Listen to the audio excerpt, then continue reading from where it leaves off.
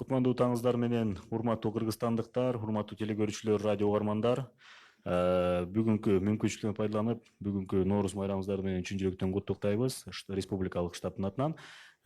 Жана бүгүнкү ошо Кыргызстандагы эпидемиологиялык абал боюнча бүгүнкү күндө кандай маалыматтар бар жана кандай өзгөрүүлөр болуп атканы тууралуу Кыргыз Республикасынын саламаттык сактоо министринин орун басары Төлө Исаков маалымат берет. Кечээ күнү биз анонс кылып жарыялаганда министр Космосбек Сариевич келет деп айтылды эле, бирок жүйөлүү себептерден улам ушу президенттин катышуусундагы иш-чарага байланыштуу ал киши келе албай калып, бүгүн мына кайрадан алмаштырып, азыр Төлө Байдалиевич өзү келди. Төлө Байдалиевич, азыркы учурда кандай маалыматтар бар, ошону камераны карап, ошо кыргызстандыктарга кайрылып берсеңиз болот. Саламатсыздар, урматтуу тележурналисттер.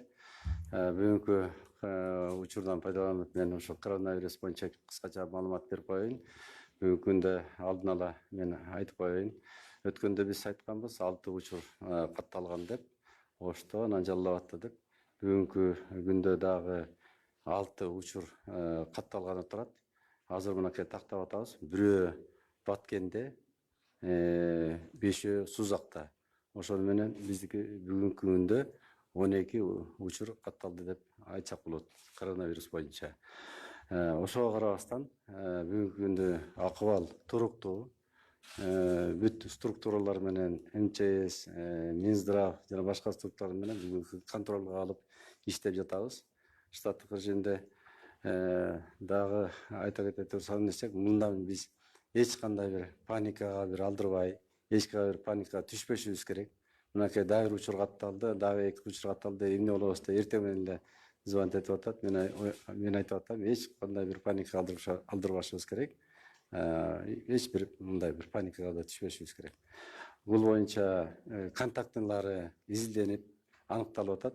Бүгүнкү күндө Сузак боюнча 1630 контактылар аныкталып, бардыгы тең контролго алып, обсервацияда медициналык байкоо жүргүзүлүп жатат. Ноокатта болсо ошодоки мындай коронавирус менен ооруганын тегерегинде айтсак болсо 700 контактный аныкталып, бүгүнкү күндө мына ушунун үстүндө иштеп жатабыз. Алгоритм өткөндө айткам, мен алгоритм алмашып турушу мүмкүн депчи. Мына кечээ күнү дагы биз алгоритмди алмаштырдык. Ошо учуп келген мамлекеттерден, кайсы мамлекеттерден, кооптуу мамлекеттерден жана кооптуу эмес мамлекеттерден келген биздин жарандарды кайсы категорияга киргизебиз деп. Мурун болсо ошо 1, 2, 3 категория болчу. Кийинки 2 категория калган.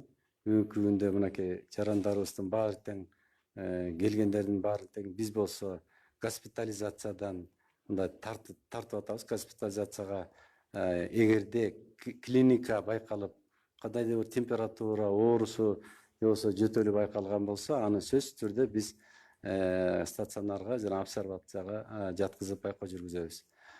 Эгерде клиникасы жок болсо, калган жарандардын бүт баарын тең биз бүгүнкү күндө мына кечээ күнү кечинде чечтик.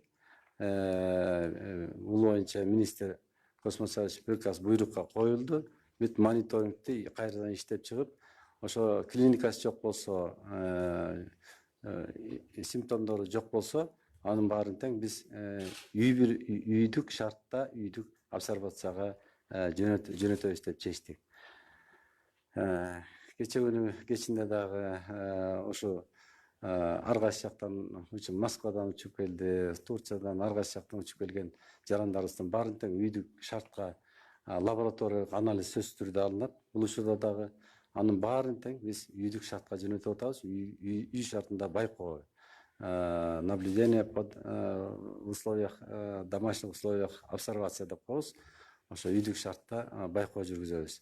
Эмне себептен биз ушундай жыйынтыкка келдик? Себеби дегенде биз өткөндө дагы ошо кытайдык специалисттерди чакырып, алар менен дагы телеконференция өткөзүп, мынакей силерде абдан өтө көп дүйнө жүзүндө учур катталды эле.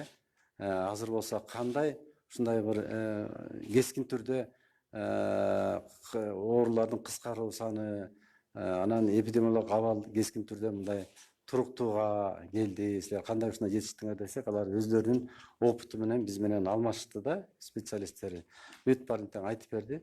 Алар кылып аткан чараларды биз дагы кылып атырбыз, туура эле кылып атырбыз.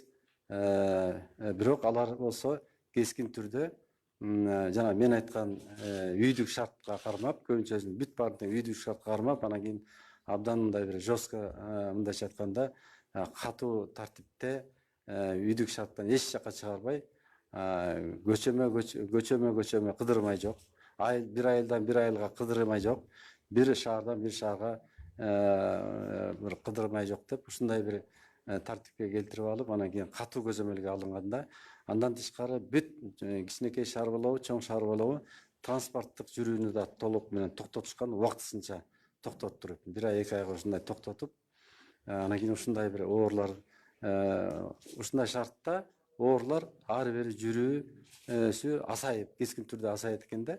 Ошондой, адамдар кандай мындай скорость менен жүрсө, ошондой скорость менен жана вирус дагы жүрөт экен да. Мисалы, Москвадан же Америкадан 3 саатта самолет келсе, ал киши менен вирус да кошо келип калышы мүмкүн. Ошон үчүн жанагы аларды кескин түрдө авиасообщенияны, кескин түрдө адамдардын жүрүүсүн, транспорттук жүрүүнү мындай кескин түрдө алар токтотуп, анан кийин ушундай жакшы туруктуу акыбалга мындай келип атат десек болот да.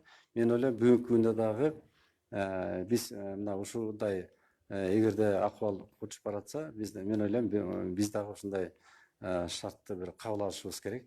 Аны коркпой туруп, үйдүк шартка биз баарын тең эле госпитализация кылып, обсервацияга ала берип, алардын баарын тең медициналык байкоого канча деген медициналык кызматкерлерди тартышыбыз керек. 3 мал тамагын берип, андан тышкары дагы башка расходдор бар. Ошонун баарын эске алып, ошо кытайлык биздин специалисттер дагы жанагындай мен айткандай шартка барышканда, мен ойлойм бүгүнкү күндө биз жана кечээ чечимге келдик, үйдүк шартка, үйдүк обсервацияга ошо жөнөтөбүз. Келген жарандардын баарын тең жанагыдеки симптому бар, жөтөлү бар,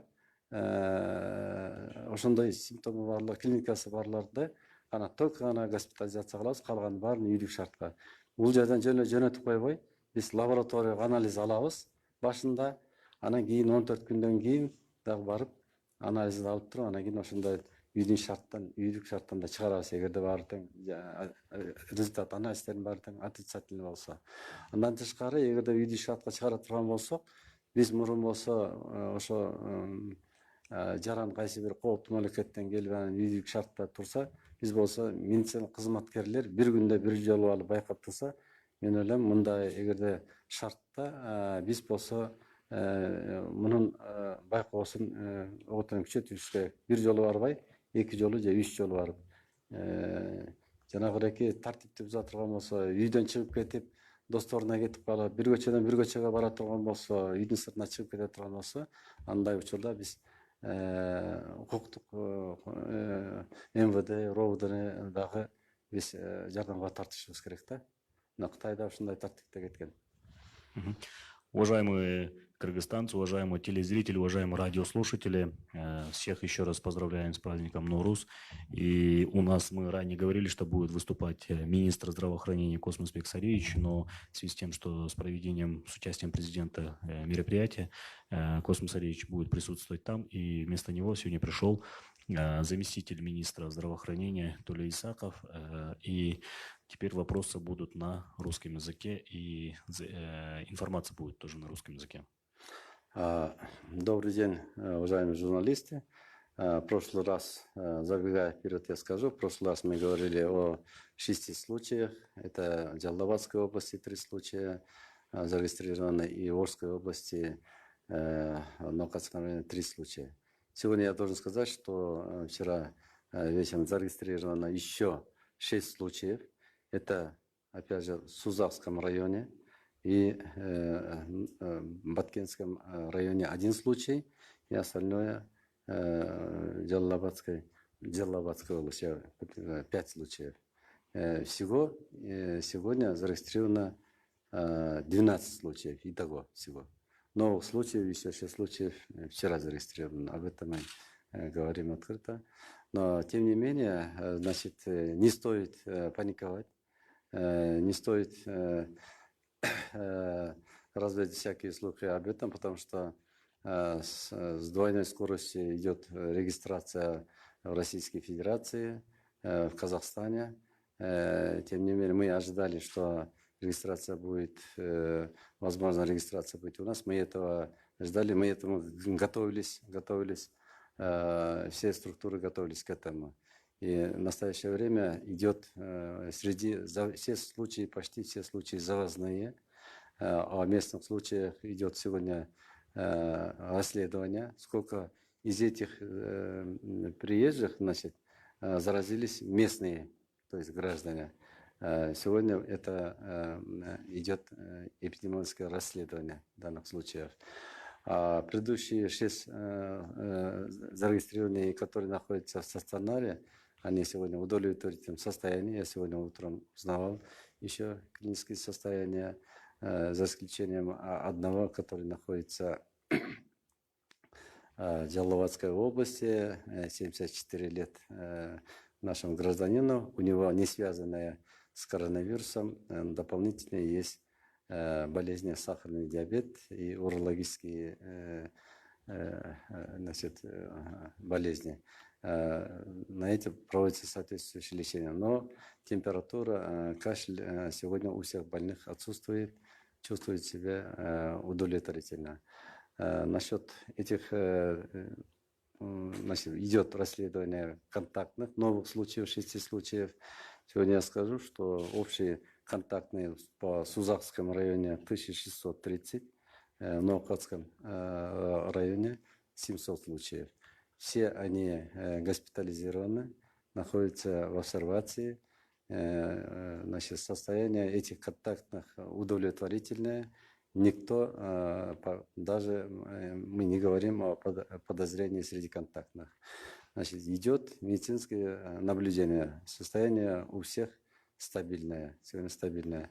Мы сегодня, вчера вечером пересмотрели алгоритм нашего действия, подписал этот приказ наш министр здравоохранения Косман Сариевич.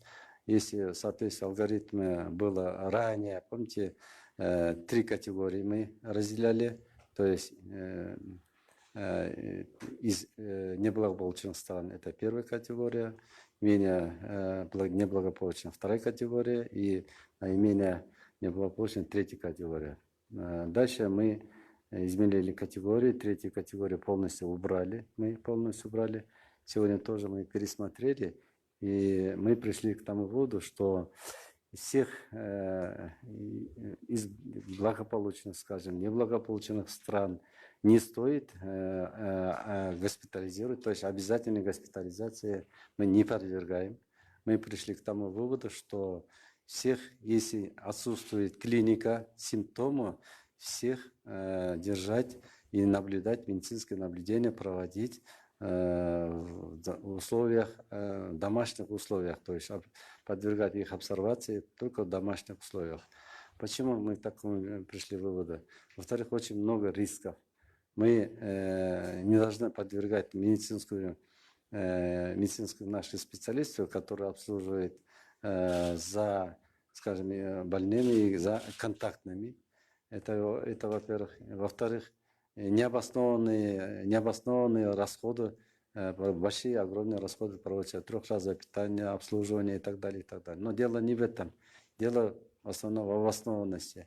Мы изучали опыт работы китайских специалистов, опыт работы в целом Китая и на государственном, и на местном уровнях, как они достигли таких успехов, когда сотнями, тысячами, тогда, когда там заболели, от к такому эффективному мерам пришли, когда идет каждый день стабилизация, очень такая вот существенная стабилизация, снижение всех заболеваний там в Китае.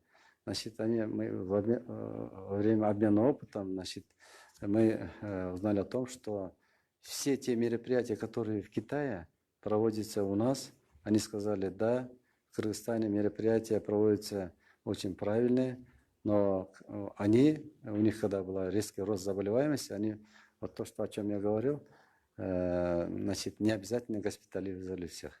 Всех они держали в основном в условиях домашней обсервации. И другой вопрос, велся жесткий контроль. Жесткий контроль. То есть каким образом? Значит, были привлечены не только медицинские работники, но и все службы. Все буквально вооруженные силы и так далее, и так далее. И из одной, там было принято решение, что из одной улицы в другой улице не могли просто так попасть. Из одного села в другое село ихние граждане, другие граждане тоже не могли попасть из города одной, из другой город, по поводу, без повода никто не могли попасть. То есть введено, скажем так, чрезвычайное положение, и все люди подчинялись этому и правильно понимали. То есть с какой скорости человек самолетом летит, скажем, из Америки или из других стран, если в течение 3 часов из одного города в другой попадали, то есть точно так же вирус попадал с такой же скоростью в другой город. И с какой скоростью перемещаются люди из одного улицы в другую улицу, из одного города в другое, по маршруту, или на автобусе, или на транспорте, точно с такой же скоростью попадали вирус и распространялись в других городах. Поэтому очень важное значение имеет разобщение передвижения людей, ограничение передвижения автотранспорта, ограничение движения всех граждан из одного села, из одного города в другой город и так далее. Это очень важное значение имеет, так как вирус вместе с человеком, где он стоит, он там останавливается. И надо вот на этом месте бороться с этим вирусом, чтобы погасить его на месте, чтобы не бегать его, не находить, не искать этот вирус по разным селам и городам.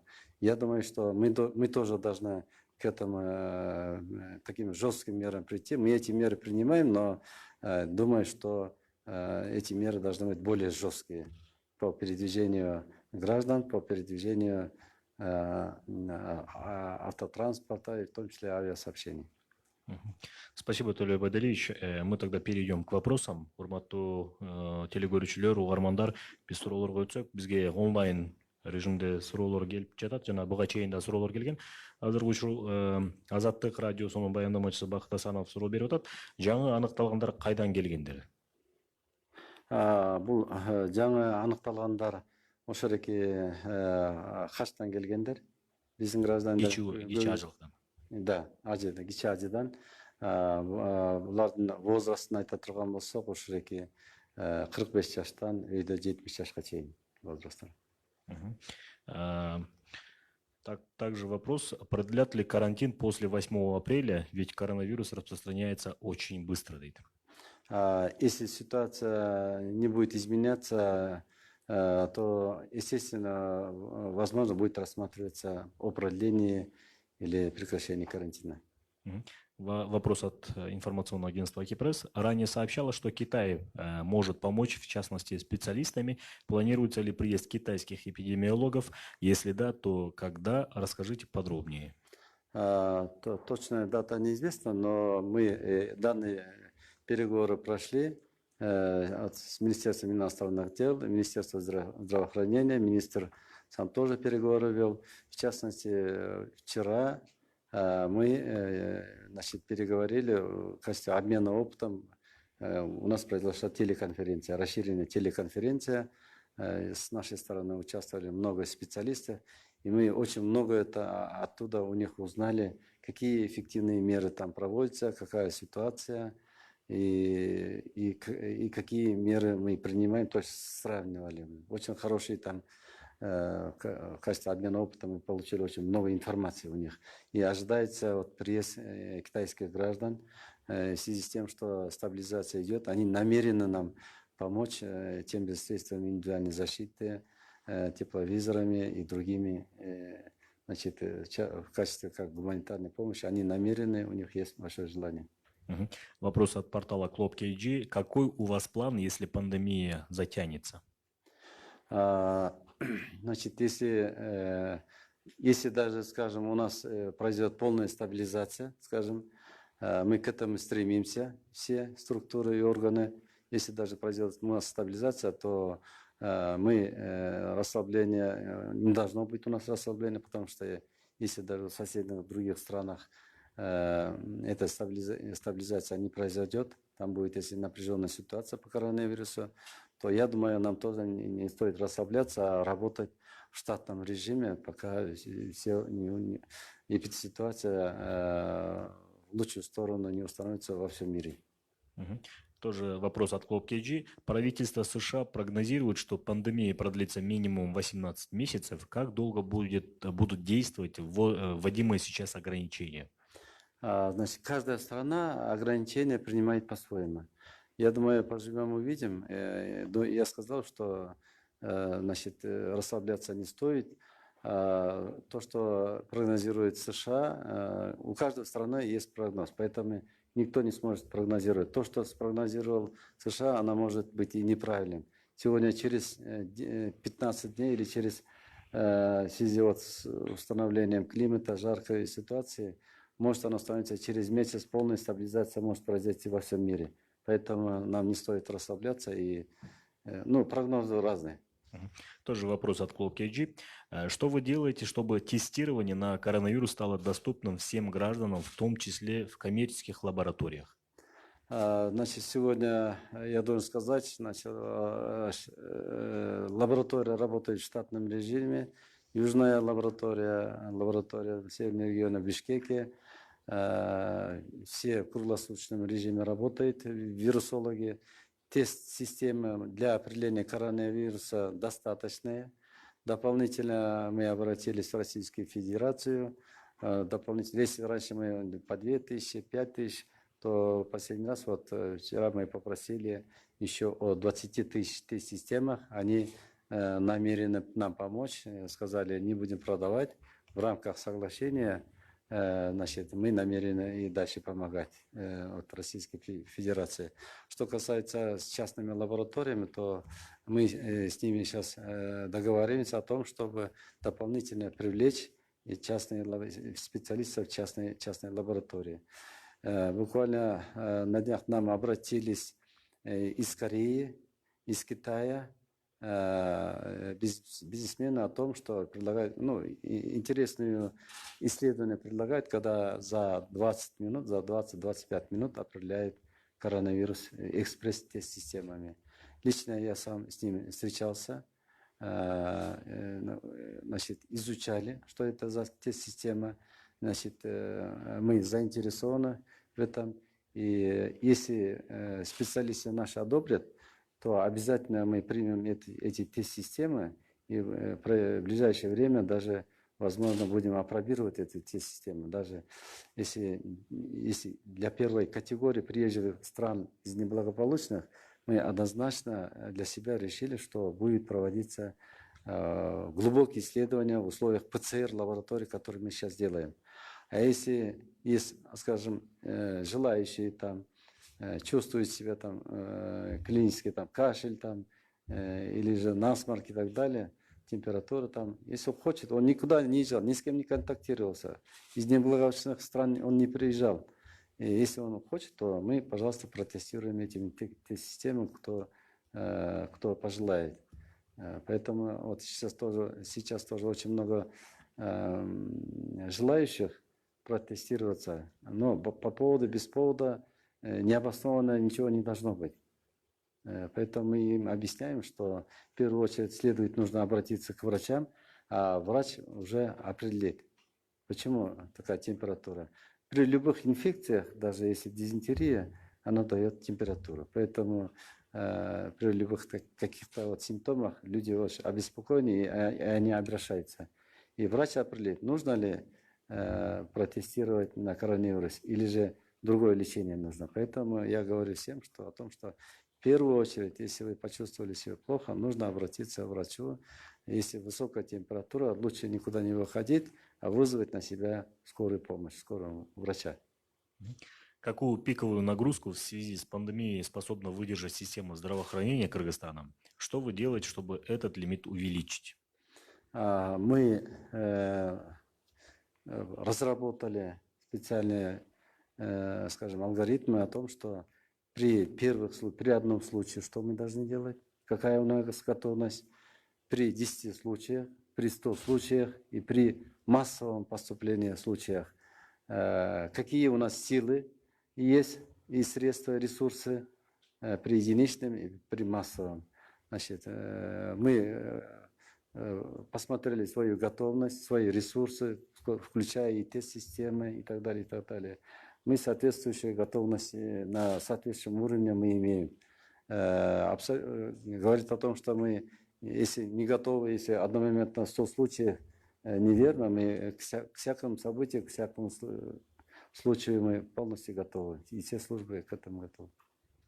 BBC радиосунун баяндамачысы Абдыбек Казиевден суроо келип атат. Кытай Республикасынын эпидемиологдору көп кеңеш жаңы ыкмаларды сунуштаганын айттыңыз. Буга чейин кыргызстандык дарыгерлерге окутулган ыкмадан эмнеси менен өзгөчөлөндү? Алардын дагы күнүгө биз опытын алып атабыз. Андан тышкары алар бизге айтып атабыз, ушу специалисттерине жиберсеңер, биздин специалисттерди алар ушундай жанагындай оору көп катталып, алар менен күрөшүпкөндө ал ооруларды ылдыйлатып басаңдаганга бир топ опыту, тажрыйбасы дагы пайда болду деп ойлойм. Ошо тажрыйбасы менен бөлүшкөнгө биздин специалисттерди окутуп бергиле деп айттык. Алар болсо ошого биз даярбыз деп, ошо жакын арада мен ойлойм, алар кытайлыктар келип, ошо тажрыйба менен биз бөлүшөбүз алар менен. BBC'нин баяндамачысы Абдыбек Казиевден дагы экинчи суроо. Дарыгерлер өздөрү атайын кийим, каражаттар менен толук камсыздалганбы?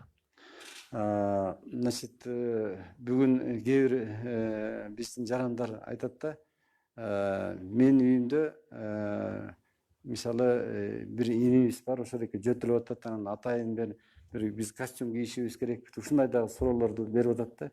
Эми ойлосоңор, бирөө үйүндө баягы температурасы болсо, анан кийин ата энеси, инисинин баары тең ушу костюм кийип отуруп калганы.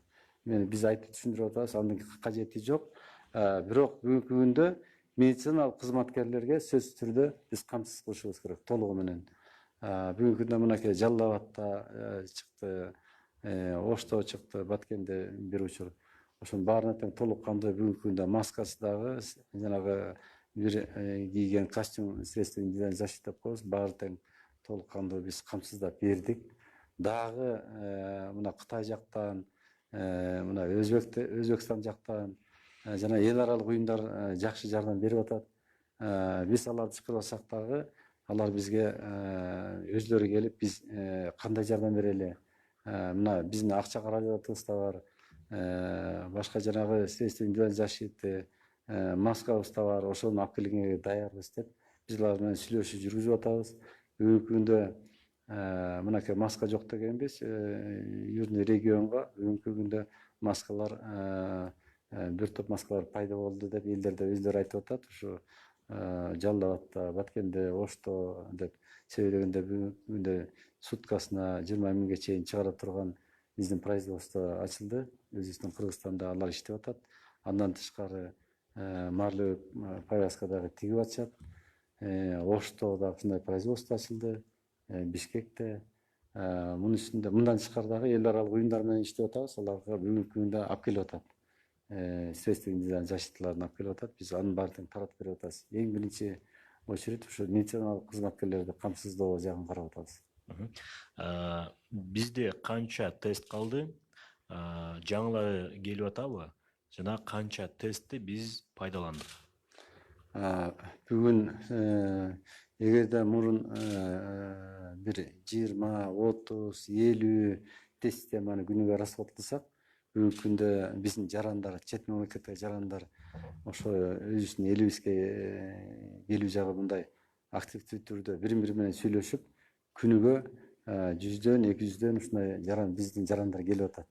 Ар кайсы чет мамлекеттерден ошого жараша тест системасы дагы мындай расходу дагы кичине көбөйүп атат да.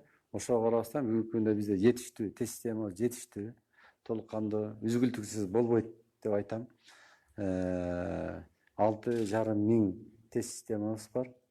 Андан тышкары расходный материалды дагы кечээ күнү дагы алдык, толук кандуу алдык ошо тесттен расходун өтөп. Бүгүнкү күндө эч мындай биз бул жагынан мындай вопрос болбош керек. Бул жагына аракет кылып атабыз. Мен жана айтпадымбы, дагы 20 000 тест система биздин коллегалар Роспотребнадзор келип алып кетсеңер болот деп айтып атат. Кошумча суроо, ушул тест системаны ар бир келген жаранга пайдалансаңарбы же кандайдыр бир арасынан тандап бересиңерби? Жок, негизсиз түрдө биз эки жака колдонбошубуз керек. Только эң биринчи врач айтып берет. Чет мамлекеттен бирөө келип калса, жанагы клиникасы болуп калса, же болбосо кооптуу мамлекеттер жактан келип калса, анда биз ошого сөзсүз түрдө колдонобуз. Ошого мазок алабыз лабораторияга анализге. Ошо эгерде кооптуу мамлекеттен келсе, ошолордон сөзсүз түрдө алып атабыз биз. Жана башка мамлекеттерде, кооптуу эмес мамлекеттерден келгендин баарын тең бүгүнкү күндө биз ала баштадык, анализге ала баштадык. Сиздер келген материалдык жана гуманитардык жардамдарды башка мамлекеттерден жана эл аралык уюмдардан келген жардамдарды, кандайдыр бир каражаттарды ачык түрдө ошол тууралуу маалымат берүүгө даярсыздарбы? Мындан эч кандай секрет жок. Мына жакында эле Минздравда бүткүл дүйнөлүк банк менен, Азиатский банк менен сүйлөшүп, алар бизге $8 миллион жардам беребиз деди. Ошо коронавирус менен күрөшүү боюнча 8 миллион. Бүгүнкү күндө келишим даярдап, келишим бүгүн 1-2-3 күндө кол коюлса, мен өткөндө айткам, ушул маселени кол коюлса, алар бизге жардам бере баштайт да. Андан тышкары кечээ күнү дагы кореецтер келип айтып атат. Мына бүгүн биздин жардамыбыз болсун. Посол өзү министрге келип, өзүнүн жардамын берейин деп, мен кичине болсо дагы деп, ушу $10 000 берейин деп, эртең бүрсүнө келип алгыла. Аны болсо бирок расходтун кийин отчетун беребиз деп, ошол жагын карап койгула деди. Эл аралык уюмдар абдан көп. Кээ бирөөлөр келип атат, штаб ушу күнү түнү менен штабта иштеп атасыңар деп, өзүнүн тиги бир табак тамагында көтөрүп келгендер да бар да, ошодоки күнү түнү багып кыздарым иштеп атат. Ушуну алып койгула деп, кичине болсо дагы өзүнүн акылы менен дагы айтып атышат. Мунуку биздин министрибиз Наким Касиевич, мурунку министр Дамира Абаскановна өздөрү звонок этип, өзлөрүнүн дагы акылын айтып, мындай кылсак туура болот, тигиндей кылсак туура болот деп, алар кишилерге дагы рахмат. Иши кылып салымын кошом деген дагы кишилерге азыркы күттүдө биздин бизнесмендер да келе баштады. Эмне жардам керек депчи. Алар менен дагы биз өзүбүздүн оюбуз менен бөлүшүп атабыз. Сколько спецкостюмов вы выделяете для терапевтов, которые ходят по домам к людям под домашним наблюдением? Значит, у нас есть разовые костюмы в достаточном количестве для медицинских работников. Если мы выделяем, его можно, если один человек использует, то его можно где-то 2-3 раза надо использовать, а потом нужно на утилизацию, да? Утилизация одежды. Если пандемия продлится надолго, возможно ли перейти на дистанционное обучение? Мен ойлойм, бул дагы абдан эффективдүү мера депчи, бул туура мера.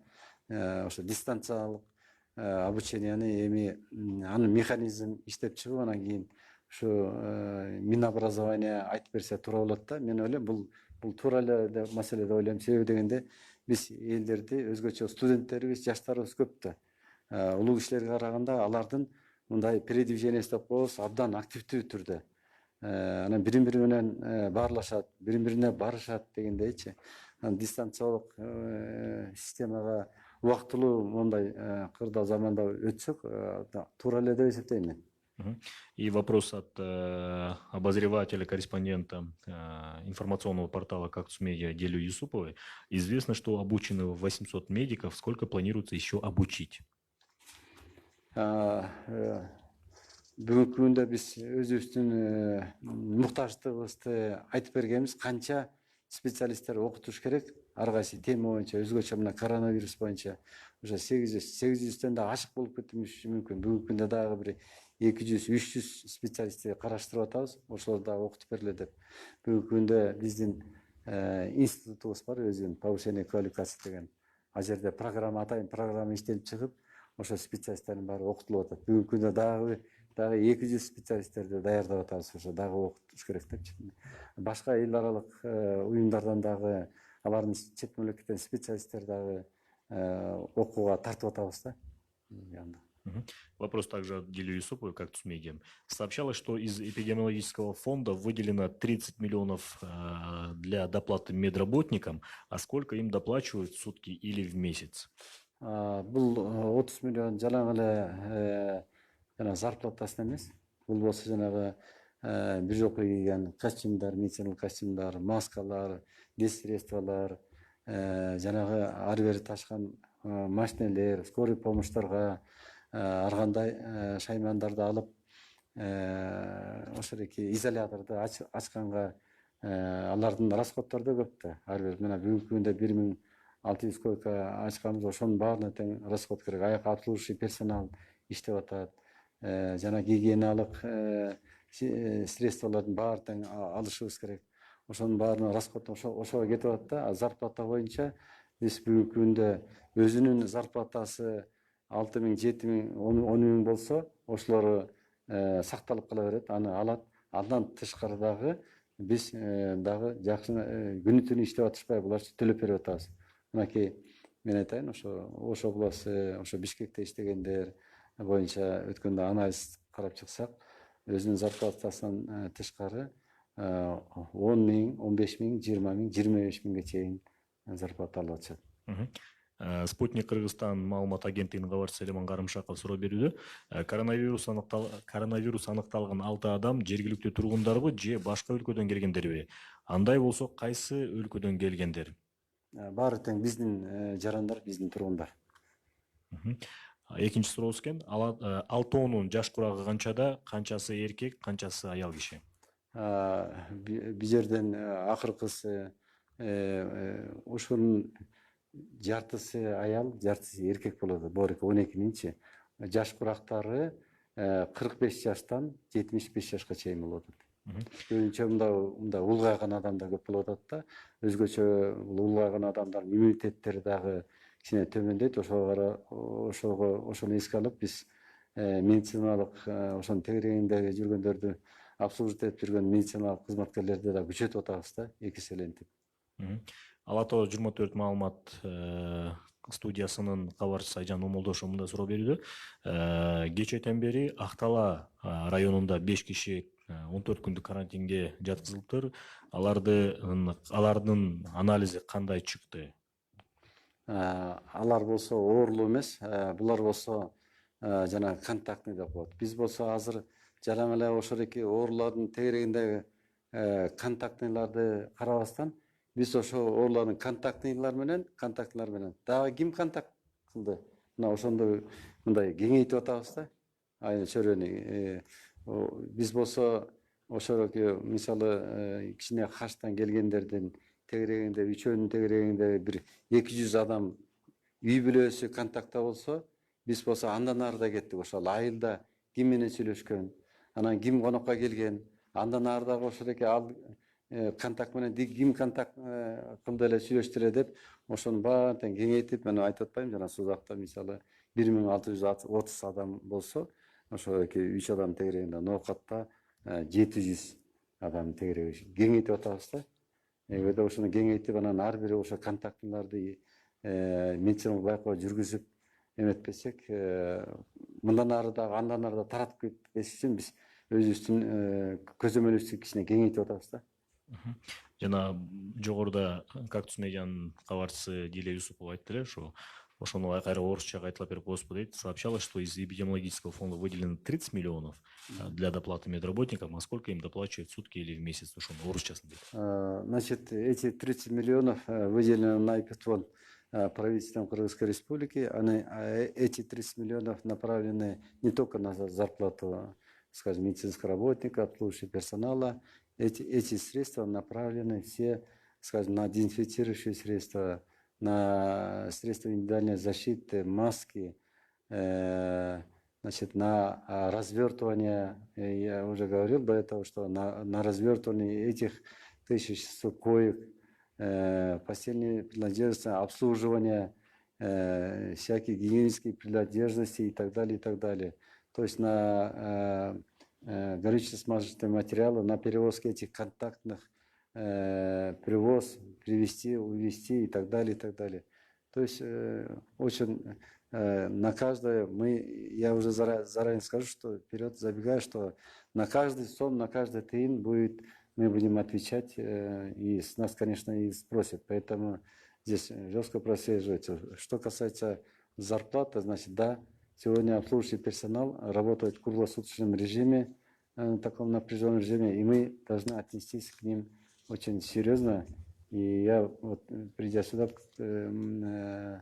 значит, проанализировал, сколько они получают. Помимо того, что основного своей зарплаты, оклада, мы их не трогаем, они получают. Кроме этого, дополнительные, сверхурочные, командировочные и другие расходы мы выплачиваем.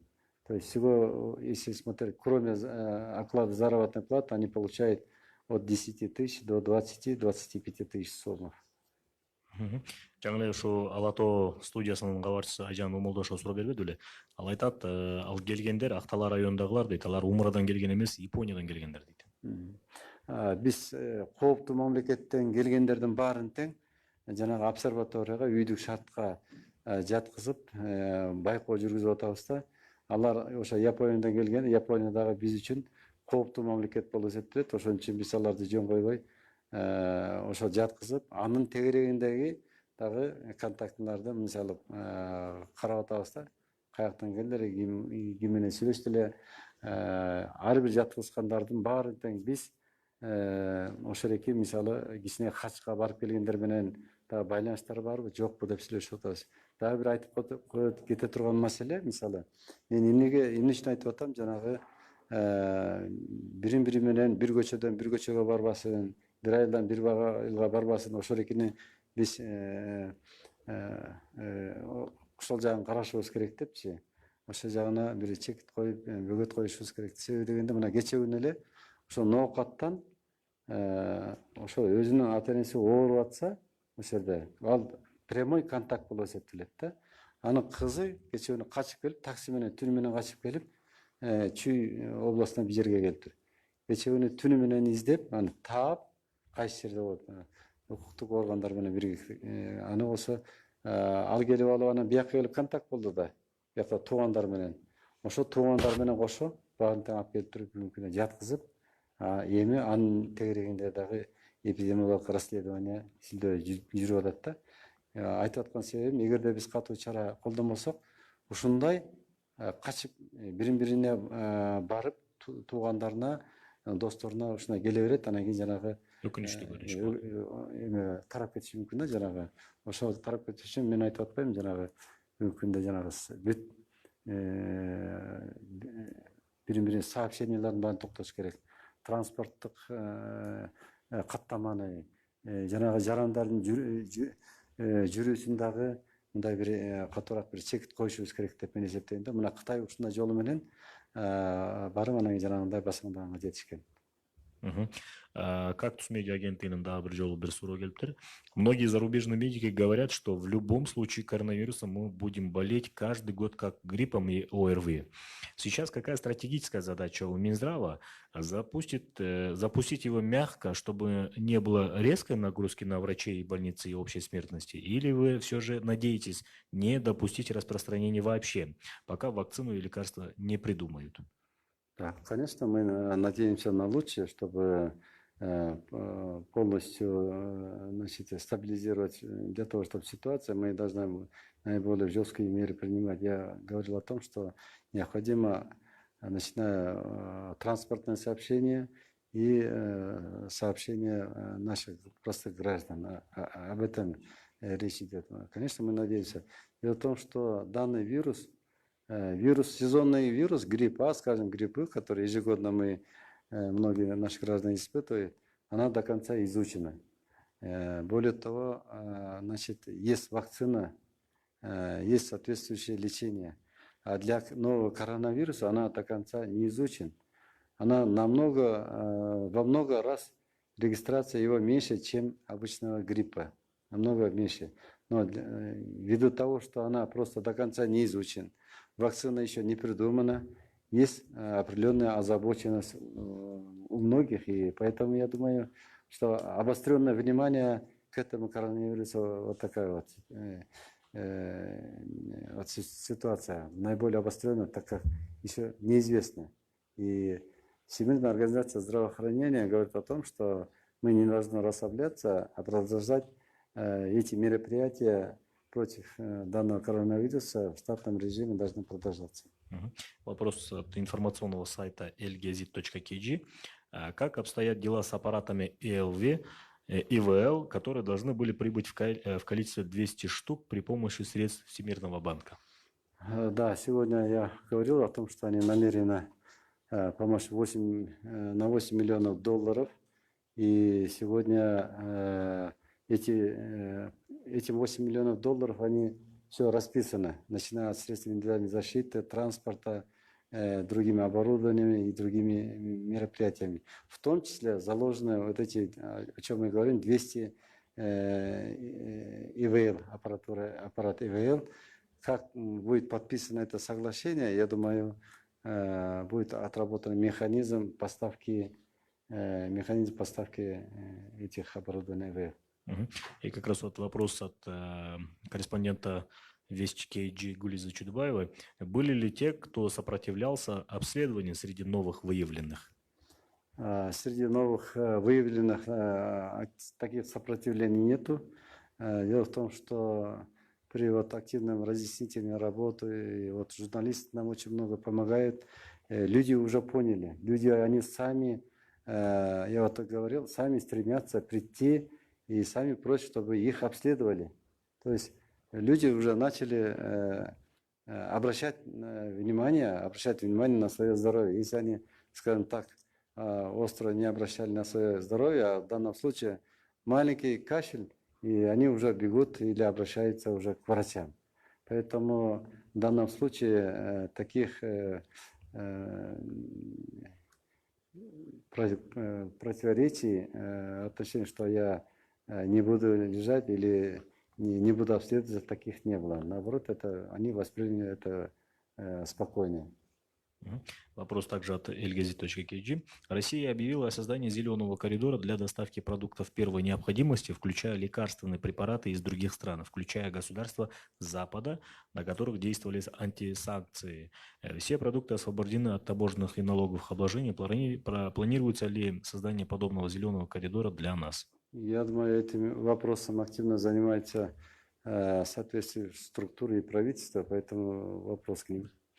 И тоже вопрос от Elgazit KG. На заседании в мэрии города Бишкек представитель фармацевтической компании заявила, что медицинских масок в аптеках нету из-за установленных правительством цен в 10 сомов. Себестоимость масок, по ее словам, выходит дороже. Может, следует сделать послабление для них, что в аптеках наконец появились маски? Я уже говорил, что в аптеках уже начинают появляться маски. Особенно в южном регионе уже появились, сами граждане звонят, говорят, да, маски появились, потому что у нас налажено уже в Бишкеке свое производство. В южном регионе тоже одно производство начало выпускать. И производственная мощность производства масок в Бишкеке, вчера мы разговаривали, до 20 тысяч штук ежесуточно. Но этого, конечно, мало. Помимо этого, мы работаем сейчас с донорами, с международными организациями, которые намерены помочь, и уже идет поставка. Азаттык радиосунун баяндамачысы Бакыт Асановдун дагы бир суроо келип тур. Коронавирус жугузгандардын саны көбөйгөнүнө байланыштуу өлкө боюнча өзгөчө кырдаалдар жарыялоо маселеси каралып жатабы? Бул өзгөчө кырдаал маселеси бул Совет Безопасностьтин компетенциясы деп эсептейм. Биз болсо бул жагынан ушу режимибизди күрөшүү күчөтүү системасын биз боюнча сунуш бергенбиз. Жанагы бир айылдан бир айылга катнашы, бир көчөдөн бир көчөгө, бир айылдан бир айылга, бир шаардан бир шаарга жөө жүрүндөрдүн катнашы, жанагы транспорттун катнаштарынын баарын тең чек өзгөчө мындай катуу чек коюш үчүн, ал үчүн жанагы чрезвычайный ситуация деп аны жарыя кылып эмес керек. Мен ойлойм, муну осы Совет Безопасностьтан бул маселе каралат болуш керек. Бүгүнкү күндө мынакей ошо заседание жүрүп атат. Ал жактан каралышы мүмкүн бул маселе. Дагы бир суроо, акыркы суроолордон. Чем можно очищать и дезинфицировать воздух в помещении магазина, дома, вообще в помещении? Многие жители и хозяева, так скажем, ресторанов, магазинов, даже маленьких павильонов об этом спрашивают, где купить, там, скажем, рециркуляторы, очистители воздуха там, и так далее, и так далее. Я думаю, самая эффективная мера, не надо искать где. Если они найдутся в магазине, если у вас средства, конечно, вы купите и поставите обязательно. Но сегодня самая эффективная мера – регулярное проветривание помещений. И вирус не любит внешнюю среду, чистый воздух, поэтому часто проветривание помещений – это самая эффективная мера. Ну а если средства позволяют, почему бы очистители воздуха и не поставить? И такое последнее, это не вопрос, но, скорее всего, это, наверное, пожелание. Один из таких онлайн наших пользователей пишет, что чтобы все граждане уважали труд медицинских работников, они днем и ночью работают, именно спасая тех людей, которые попали в трудную ситуацию. Конечно, мы сейчас медицинские работники работают в круглосуточном режиме. Некоторые несколько суток даже не спят. И поэтому, с одной стороны, я должен сказать об этом, что наши медицинские работники выслушивают, часто выслушивают очень такие нелицеприятные, оскорбительные в адрес них. У некоторых уже в данном случае морально они бывают подавлены, некоторые просто увольняются, некоторые не хотят работать. Но основная часть данной ситуации понимает, и в основном я вот убедился сам, даже патриоты есть, даже зарплату вот уже некоторые говорят, я 2 месяца не получаю зарплату, хотя и перечислены средства, но они говорят, мы понимаем эту ситуацию, мы должны из этой ситуации выйти, мы, если надо, будем и ночью выходить, и днем выходить, когда это надо. Я благодарен всем нашим медицинским работникам за это. Я думаю, эту ситуацию тоже мы переживем, и тогда будет оценка, каждому дана оценка со стороны нашего руководства, со стороны правительства, будет каждому дана оценка, какие органы как поработали, вплоть до каждого специалиста. Я думаю, мы получим соответствующую свою оценку. Урматтуу телегөрүүчүлөр, урматтуу радио угармандар, биздин бүгүн маалымат жыйында Кыргызстандагы эпидемиологиялык абал боюнча маалыматты Кыргыз Республикасынын саламаттык сактоо министринин орун басары Төлө Исаков Байдалиевич болду. Урматтуу телегөрүүчүлөр, радио угармандар, сиздер бул түз байланышты ЛТР телеканалынын түз эфиринде көрдүңүздөр, ошондой эле коомдук телерадио бери корпорациясынын 1 радиосу аркылуу уга алдыңыздар, ошондой эле ЛТР мамлекеттик телеканалынын ЛФМ радиосу аркылуу да угуңуздар, ошондой эле ЛТР телеканалынын YouTube каналы аркылуу, ошондой эле Кыргыз өкмөтүнүн Facebook баракчасындагы расмий баракчасынан дагы көрдүңүздөр. Кандайдыр бир суроолор болсо, маселелер болсо, түз кайрылсаңыздар, жазсаңыздар болот. Мындан кийинки биздин маалымат жыйыныбыз саат 11-де өтөт. Ал биздин Кыргыз Республикасынын жолдор жана транспорт министрлигинин жарандык авиация директору Курманбек Акышев болот. Ал кечээ күнкү жанагы акыркы күндөрү ушул авиа каттамдар боюнча кабыл алынган чечимдер тууралуу маалымат берет. Чоң рахмат.